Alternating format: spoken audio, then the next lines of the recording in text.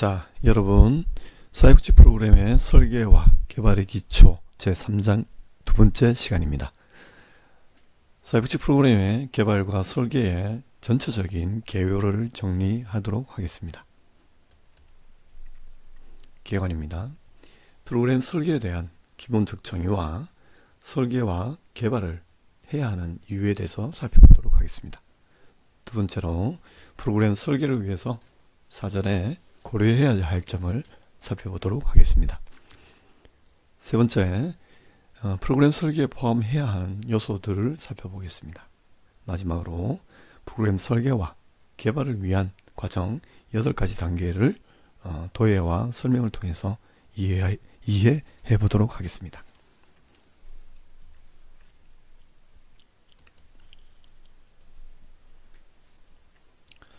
자, 프로그램 설계와 개발에 대한 정의를 먼저 시도해 보도록 하죠.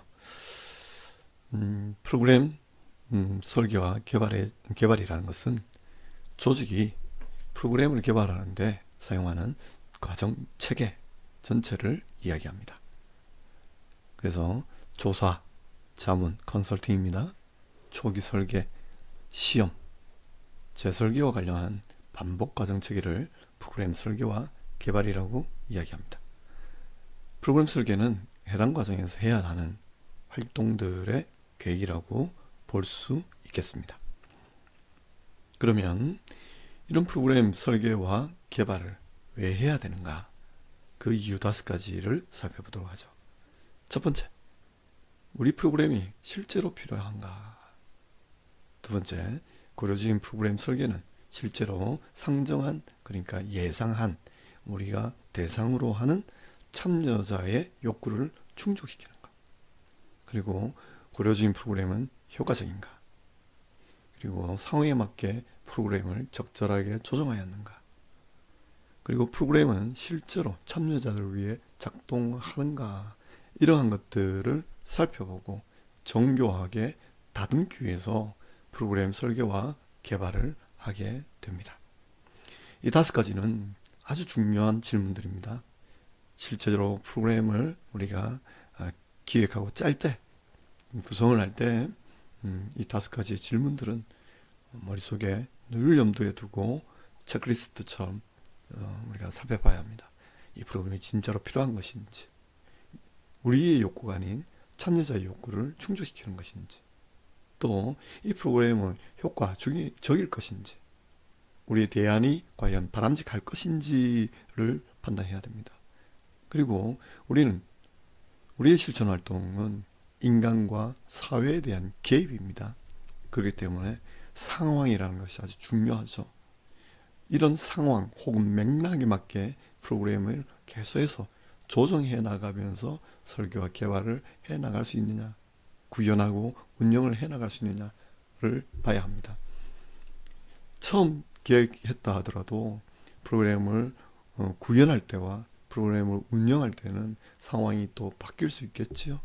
그래서 그 바뀌는 상황마다 우리가 적절하게 조정을 할 수 있어야 합니다. 끝으로 프로그램은 실제로 참여자들을 위해서 작동하는 것인가? 여러 많은 이해관계자들 중에 가장 핵심적인 것은 사실상 참여자들입니다. 그래서 이 참여자들, 클라이언트들이 과연 이 프로그램을 통해서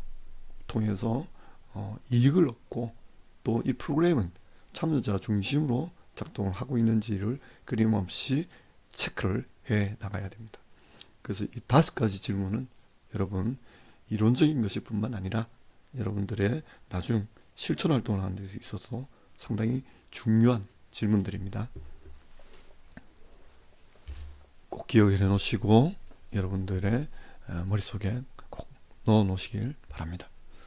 그리고 이런 질문들이 여러분들의 태도 결정, 그리고 행동의 결정, 의사의 결정에 가장 중요한 질문들로 여러분들이 삼아주시면 감사하겠습니다.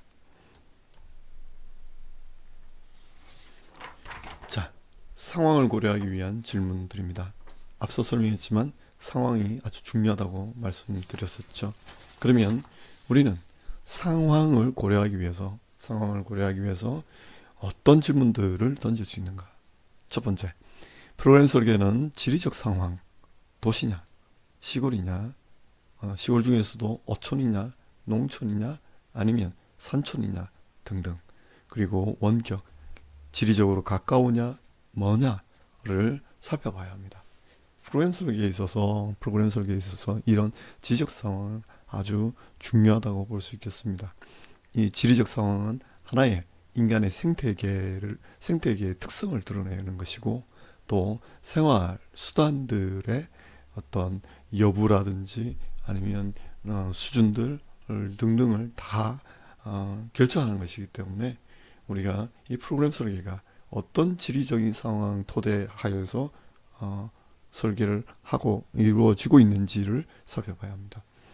두 번째, 프로그램 설계는 프로그램 대상의 고유한 욕구를 고려하였는가.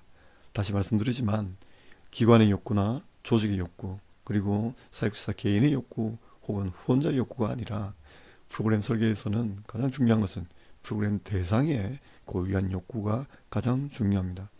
이 고유한 욕구가, 대상이 가지고 있는 고유한 욕구가 우리에게 상당한 깊은 울림이 있어서 우리는 대안을 찾아내도록 발벗고 나서게 하는 것이고요.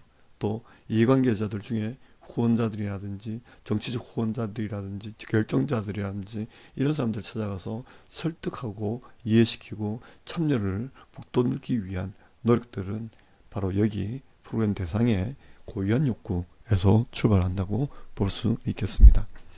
그래서 프로그램은 누구를 변화시킬 것인가? 근데 그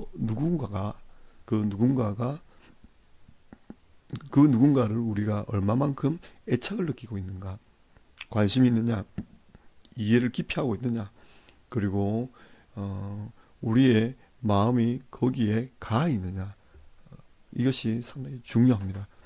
그래서 이런 마음가짐이 토대가 되지 않으면 기본적으로 프로그램을 설계하거나 개발하는 이 어려운 과정들을 수행하기가 쉽지는 않을 겁니다. 그래서 프로그램 대상에 대한 고유한 욕구를 고려했는가를 보는 것이 상황 고려의 두 번째로 핵심적인 상황입니다.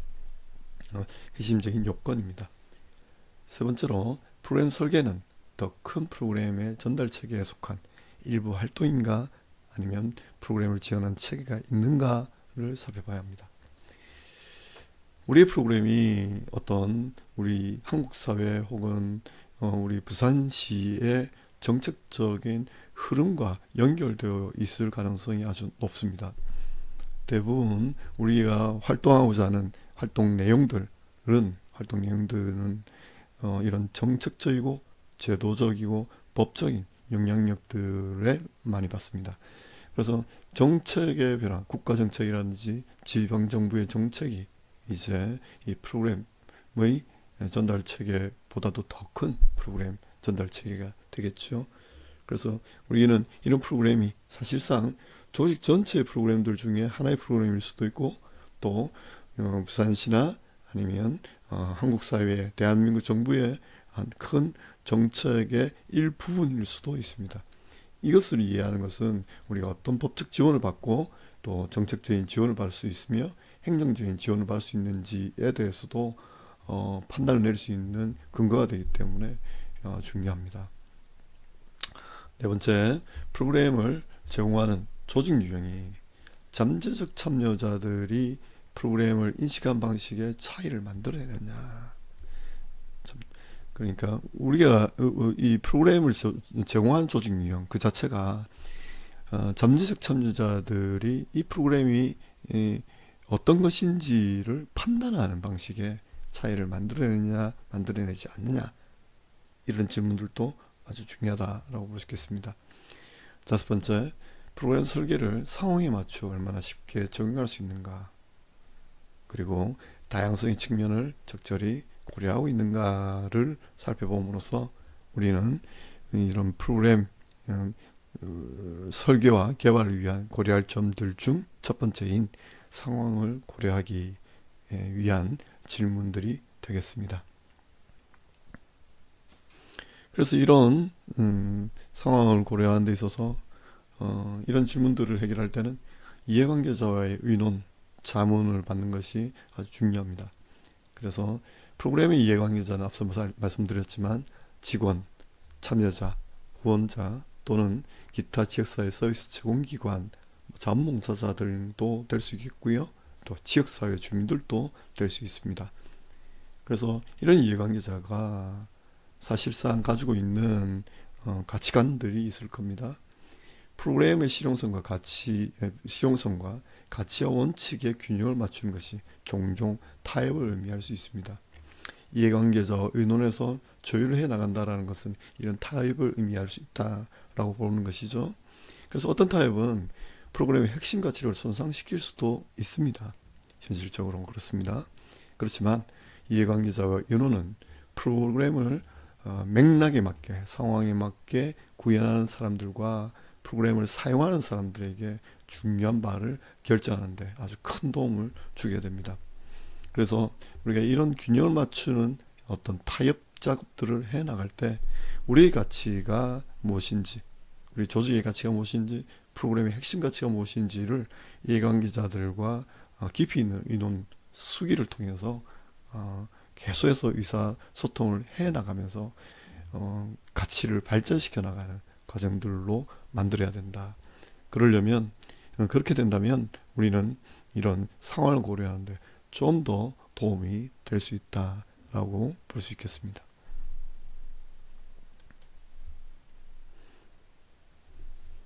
자, 프로그램 설계와 개발의 성공을 위해서 고려해야 될 사항들입니다. 프로그램 설계와 개발이 성공을 할 수 있으려면 무엇을 고려해야 되느냐? 아주 중요합니다. 모든 단계에서 이해관계자들을 참여시켜야 합니다. 상당히 귀찮겠죠? 상당히 어렵습니다. 상당히 어렵고 힘들고 또 번거로워도 이 작업은 아주 중요합니다. 왜냐하면 더 나은 정보를 찾아내는데 있어서 아주 효과적이고요. 또 프로그램이 긍정적인 변화를 만들 가능성이 더욱더 커집니다. 뒤에도 설명하겠지만 우리는 프로그램 기획 과정을 일회적인 과정으로 보지는 않습니다. 설계와 개발 과정 또한 마찬가지입니다. 기획을 토대로 한 프로그램 설계와 개발, 그래서 이것을 프로그램을 구현하고 프로그램을 운영하는 과정은 일회적인 과정이 아닙니다. 또한 일회적인 과정이 아닐 뿐만 아니라 완벽한 기획에 의해서 완벽하게 작동하는 프로그램은 존재하지 않습니다. 늘 언제나 시행착오는 있게 마련이고요. 예상치 못하는 사안들은 벌어지기 마련입니다. 그럴 때마다 우리는 조율하고 조정해 나가야 됩니다. 다시 기획과 설계를 다시 뒤바꿔야 되고 혹은 방향을 조정해 나가야 합니다. 그랬을 때 가장 중요한 정보는 누구에서 나오느냐? 프로그램을 주도하는 사람이냐? 프로그램을 이용하는 사람들이냐? 아닙니다. 모두 다입니다. 그래서 프로그램을 주도하는 사람, 또 참여하는 사람, 후원하는 사람, 그리고 정치적 배경이 되는 사람들, 또 지역 주민들, 이런 분들과의 긴밀한 의사소통을 통해서 프로그램을 계속해서 조정해 나갈 때 프로그램이 이런 긍정적인 변화를 만들 가능성이 아주 커지게 됩니다. 그리고 대상 집단의 욕구에 맞게 프로그램 모델을 계속 조정해 나가야 합니다. 대상 집단의 욕구에 맞게 프로그램 모델을 계속 조정해 나가야 된다. 한 프로그램이 시작되고 끝났을 때 어떤 대상 집단의 욕구가 바로 해소될 수 있습니다. 해소되었을 때 또 새로운 욕구가 발생될 수 있겠지요. 그랬을 때도 이 모델을 또 사후에 조정해야 되는 그런 과정이 있을 수도 있고요.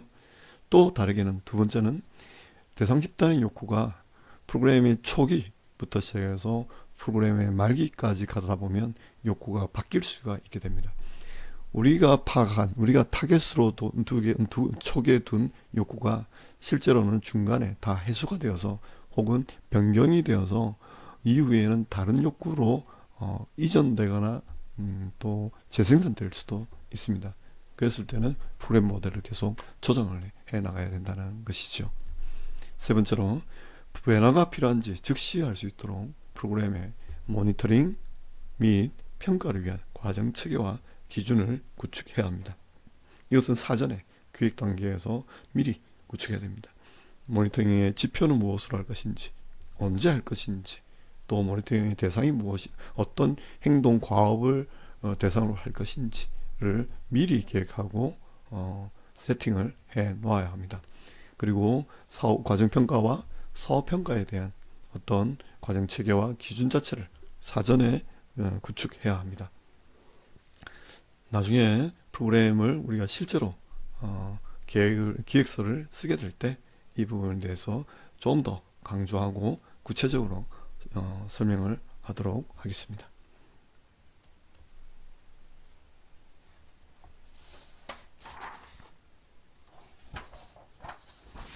자, 그러면 프로그램 설계에 포함되는 요소가 무엇이 있는지 살펴보도록 하겠습니다.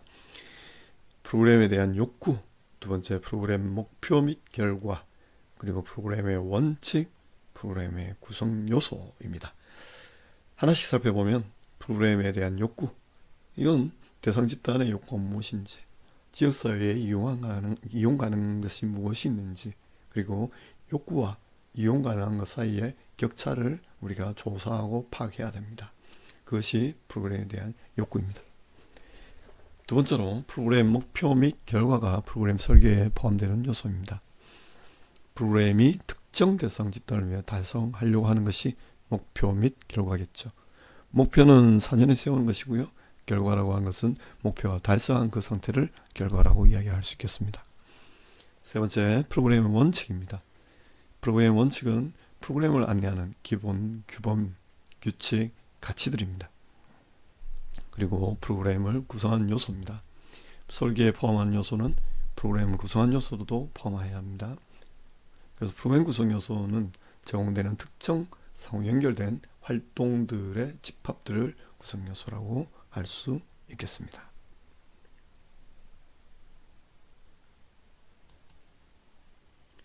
그리고 예산 및 비용입니다. 프로그램을 구현하는 데 드는 비용을 미리 파악을 하고 그리고 제시를 계획적으로 할 수 있어야 되겠지요. 그리고 이런 예산과 비용이 어떻게 조달될 것인가. 여섯 번째, 자금 조달 전략입니다. 프로그램을 위한 자금을 어떻게 조달할 것인가. 공동모금에 우리가 신청할 것인가. 아니면 기업 등에 우리가 후원 신청을 할 것인가. 아니면 일반 대중들에게 이런 자금을 조달할 것인가. 혹은 정부 재원을 사용할 것인가 등등을 고려할 수 있겠습니다. 일곱 번째로 거버넌스입니다. 거버넌스라고 이야기하는 것은 무슨 말이냐면 어떤 프로그램일 경우에는 우리가 둘 이상의 조직 간의 공동 작업일 수가 있을 수 있습니다. 네트워크 조직화 프로그램, 자원을 공유한다든지 활동을 공유하는 프로그램이 있을 수 있겠죠. 그랬을 때는 의사결정 과정과 그리고 지침을 이 프로그램 설계에 포함시켜야 합니다. 그러지 않으면 분쟁이 생길 수 있겠지요. 그러면 우리가 거버넌스를 구축을 한다고 했을 때 여러 가지 자원들을 효과적으로 효율적으로 공유하거나 혹은 기술들을 공유해서 각자의 역할들을 분업하거나 이런 이제 네트워크 작업들을 하게 되는데 그 네트워크가 사실상 의사결정 과정이라든지 지침이 없다면 어떻게 해야 되는 건지, 누가 어떤 더욱더 큰 책임을 져야 할 것인지, 어떤 부분의 전문화를 승인을 받을 것인지 이런 것들을 다 미리 알 수 없기 때문에 혼선이 생길 수밖에 없겠죠. 그러면 네트워크 스트레스가 커지게 됩니다. 그렇게 됐을 때 거버넌스가 깨질 수 있게 되겠죠. 그래서 우리는 이 거버넌스를 또 고려해야 한다라고 볼 수 있겠습니다. 자, 여기까지 프로그램 설계에 포함하는 요소를 살펴보았고요. 이제 프로그램 설계와 개발을 위한 8단계를 살펴보도록 하겠습니다. 첫 번째, 잠재적 욕구를 규정합니다. 두 번째, 욕구 사정을 수행합니다. 세 번째, 기존 프로그램을 조사합니다. 네 번째, 증거 기반 설계를 수행합니다. 다섯 번째, 프로그램 설계를 개발합니다. 여섯 번째, 시범 프로그램을 실행하고요. 일곱 번째, 프로그램을 수행합니다. 여덟 번째, 모니터링 및 평가 단계를 거치게 됩니다. 이렇게 했을 때 설계와 개발이 완료되었다라고 볼 수 있겠습니다. 이론적으로는 이 8가지 단계가 순차적으로 이렇게 흐름을 가지고 있지만 실제적으로는 이게 뒤죽박죽 될 수도 있고요. 건너뛸 수도 있습니다. 그렇지만 이 8가지 단계는 전체적으로 수행해야 프로그램 설계와 개발이 끝났다라고 볼 수 있겠습니다. 그러면 이 8가지 단계를 각자 하나씩 살펴보도록 하겠습니다. 유의문을 참조해 주십시오. 자, 첫 번째, 잠재적 욕구를 규정한다 라는 뜻은 조직은 프로그램 참여자들이 표현하지 않는 추가적인 욕구를 가지고 있다는 것을 뒤늦게 알기도 하기도 합니다. 이는 일반적으로 추가적인 자원이 필요한 새로운 프로그램을 설계할 기회를 만들어내기도 합니다. 이 말은 무슨 말이냐면 우리가 파악해야 될 일단 여러 가지 처음에 어떤 문제의식에 의해서 이 프로그램을 설계하고 개발해야 되겠다라고 착안을 했겠죠. 그리고 난 다음에 대상자들의 욕구가 무엇일지를 아주 잠재적인 욕구가 그러니까 아주 다양하게 예상되는 욕구들이 무엇인지를 먼저 규정을 해봐야 합니다. 그 규정을 하고 난 다음에 욕구 사정을 수행을 하게 되겠죠. 욕구 사정을 수행을 할 때는 특정 대상 인구의 욕구를 결정합니다. 그리고 다양한 원천에서 가져온 데이터를 체계적으로 수집하고 분석해서 인구의 욕구와 그리고 기존 프로그램을 확인하여서 차이가 있는지를 확인합니다. 이걸 통해서 이제 우리는 잠재적 욕구를 구체적인 욕구로 변경을 하게 되는 단계를 거치게 되는 것이죠. 그리고 난 다음에 대안을 만들어내는 것입니다. 대안을 만들어내기 전에 우리가 살펴보는 것은 뭐냐면 규명한 욕구를 잘 처리할 수 있는 방법을 결정하려면 기존 프로그램을 검색하고 검토해야 됩니다. 그래서 적절한 프로그램을 선택하기 전에 인구 통계학적 정보, 욕구가 있는 사람들의 위치, 그리고 그 규모, 관련된 상황 등을 분석을 해야 합니다. 그리고 이 프로그램들이 이 대상들이 어떤 프로그램에 참여해서 서비스를 받고 있는지, 활동들을 진행하고 있는지를 봐야 합니다. 그래야 우리가 발견할 수 있는 새로운 욕구가 규정이 되고 새로운 설계가 만들어질 수 있겠지요. 네 번째로 증거 기반 설계를 선택합니다. 증거 기반 설계라고 이야기하는 것은 뒤에 기획 단계에서도 또 설명하겠지만 잠재적인 프로그램을 철저하게 검토한 후에 효과적이거나 유망한 증거를 보여주는 설계를 선택해야 합니다. 여러 프로그램들 중에 그래도 이 정도 프로그램이면 효과적이다. 또 이 프로그램을 통해서 얻어냈던 성취 결과는 무엇이다 라는 것을 살펴보고 난 다음에 설계를 선택해야 되는 것이죠. 그래서 프로그램 설계가 이전에 구현되어서 평가되었기 때문에 대상 집단에 대해 원하는 결과가 만들 것이라는 예측을 할 수 있게 될 것입니다. 다섯 번째, 프로그램 디자인을 개발합니다. 디자인을 개발할 때는 논리 모델 또는 변화 이론을 도구로 사용합니다. 지금은 이게 피부로 와닿지 않을 겁니다. 뒤에 실제적인 작업들을 하면서 살펴보시면 이제 조금 더 이해도가 높아질 것 같습니다. 그래서 프로그램 활동, 자원 할당, 예상하는 결과 등등을 지정하는 세부 계획 자체를 설정을 해야 합니다. 그래서 프로그램 설계는 개발 과정에서 수집한 모든 정보를 통합합니다. 그래서 프로그램의 결과, 그리고 결과, 활동 및 자원 등을 설정하게 됩니다. 여섯 번째, 시범 프로그램의 시행입니다. 이 시범 프로그램의 시행은 대부분의 아주 정규적인 프로그램 개발에 있어서는 이 시범 사업은 시범 프로그램을 꼭 실행하게 되어 있습니다. 많은 비용의 문제라든지 현실성의 문제들 때문에 이런 시범 프로그램을 시행하지 못하는 경우도 종종 있습니다. 현재 민간사회복지기관에서는 이런 시범 사업은 실제로 수행하지 못하는 경우가 많고요. 공공정책들과 같은 케이스에서는 이런 시범 사업이 없으면 실제로 본 프로그램을 가동시키지 않습니다. 일곱 번째, 프로그램의 수행입니다. 프로그램의 수행은 시범 사업을 통해서 프로그램이 정상적으로 작동하는 것을 알아냈으면 이제 프로그램을 작동시키는 것을 뜻합니다. 이럴 때 관리 과정과 기준을 설정합니다. 그리고 서비스를 제공을 시작합니다. 그리고 지속적인 모니터링 및 품질 관리를 수행해야 되는 것은 아주 중요한 의무가 되겠지요. 여덟 번째, 모니터링 및 평가입니다. 프로그램을 실험하거나 구현하는 동안 어떤 것이 효과가 있고 어떤 것이 효과가 없는지를 파악해야 되겠지요. 그래서 프로그램의 원래 목표를 검토해서 파악합니다. 다양한 원천에서 데이터를 수집하고 분석하는 체계적인 과정을 사용하게 됩니다. 프로그램을 수행하기 전에 또는 운영할 때 프로그램을 수정하고 개선하기 위한 단계를 수행하게 되겠지요. 이것은 이해관계자들, 특히 후원자들에 대한 책임성을 증명하는 자료를 구축하게 됩니다. 이까지 8가지 단계에 대해서는 이제 뒤에 각각 챕터별로 하나씩 자세히 설명하도록 하겠습니다. 이번 시간에는 프로그램 설계와 개발이라고 하는 것이 이렇게 이루어지는구나, 그리고 전체적인 틀은 이렇게 그려지는구나, 단계는 이런 단계를 밟는구나 라는 정도만 이해하셔도 충분하겠다라고 설명드리겠습니다. 예, 수고하셨습니다.